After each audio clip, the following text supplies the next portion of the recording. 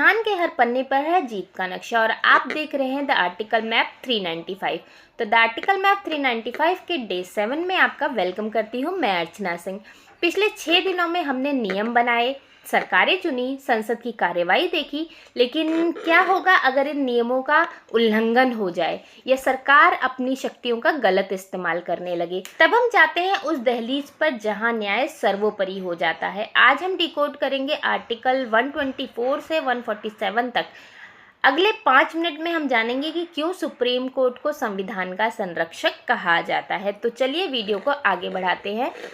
न्यायिक न्यायपालिका का किले की बात करते हैं जो कि सुप्रीम कोर्ट है। इसका आर्टिकल है 124 से 143। आज इसकी हम बात करेंगे। कल डे 6 में हमने संसद को समझा जो कि आर्टिकल 79 से 122 तक के बारे में था। आज हम उस संस्था की बात करेंगे जो संसद द्वारा बनाए गए कानूनों को संवैधानिकता की जांच करती है।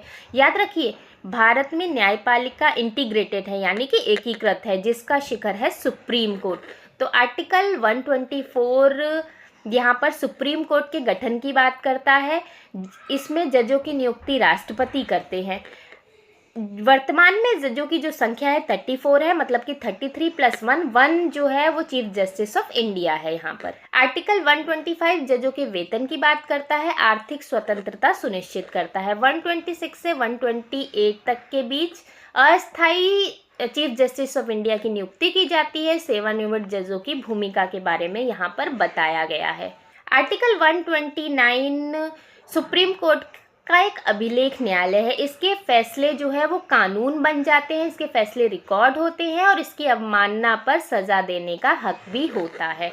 आर्टिकल 131 प्रारंभिक अधिकारिता की बात करता है, मतलब कि सुप्रीम कोर्ट अगर केंद्र वर्सेस राज्य में सीधे झगड़े हो जाए तो यहाँ दखल दे सकता है। राज्य वर्सेस राज्य में एक अंतर राज्य विवाद हो तो दखल दे सकता है और इसकी एक्सक्लूसिव पावर होती है, मतलब कि कोई निचली अदालत यहाँ पर नहीं होती। संवैधानिक विवादों का प्रथम न्यायालय इसे कहा जाता है।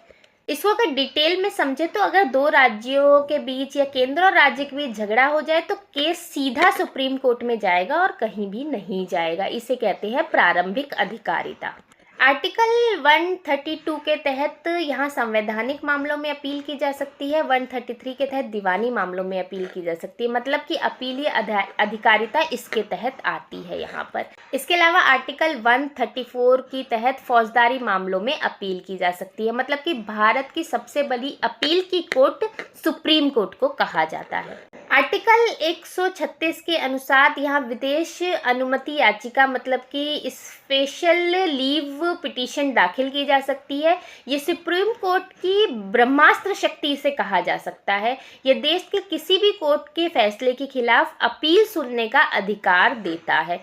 अगर किसी भी कोर्ट के फैसले के खिलाफ अगर आप अपील करना चाहते हो तो आप सुप्रीम कोर्ट में आसानी से अपील कर सकते हो। पूर्वालोकन और बाध्यकारी कानून, इसके अंतर्गत आर्टिकल 137 में सुप्रीम कोर्ट अपने ही फैसलों की समीक्षा कर सकता है, मतलब कि अगर उसने पहले पास्ट में कोई गलत फैसला दे दिया तो आत्म सुधार की शक्ति उसके पास है। आर्टिकल 141 कहता है कि सभी निचली अदालतों पर बाध्यकारी है, मतलब कि अगर इसने कोई भी फैसला दिया है तो उसकी निचली अदालतों को मानना ही पड़ेगा।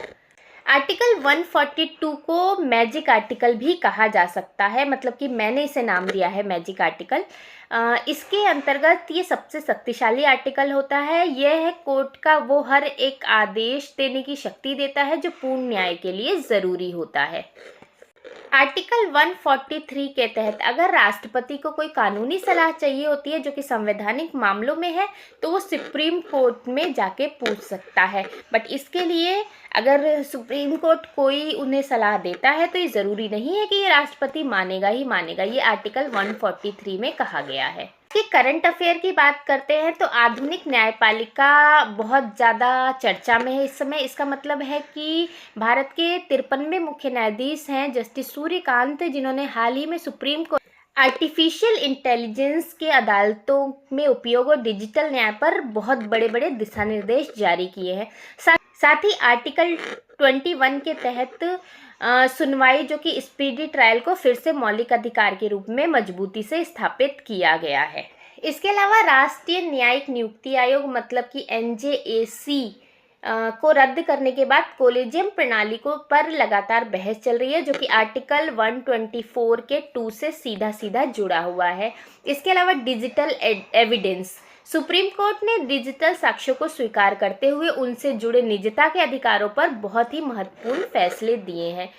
तो ये थे आज के करंट अफेयर। अब इसके बाद हम एग्ज़ाम सीक्रेट टिप्स की बात करते हैं। तो पहला एग्ज़ाम सीक्रेट टिप है, सुप्रीम कोर्ट का जज बनने के लिए न्यूनतम आयु का कोई भी प्रावधान संविधान में नहीं दिया गया है, केवल सेवानिवृत्ति की आयु 65 ईयर्स दी गई है। सीक्रेट नंबर 2 है क्यूरेटिव पिटीशन, मतलब का इसका जिक्र संविधान में नहीं किया गया है। ये सुप्रीम कोर्ट द्वारा रूपा अशोक हुर्रा केस 2002 में विकसित किया गया था। सीक्रेट नंबर 3 है न्यायिक सक्रियता और जनहित याचिका। इसका विकास जो है सुप्रीम कोर्ट ने स्वयं किया है, ये कोई संवैधानिक शब्द नहीं है, मतलब कि संविधान में इसका चर्चा नहीं की गई है।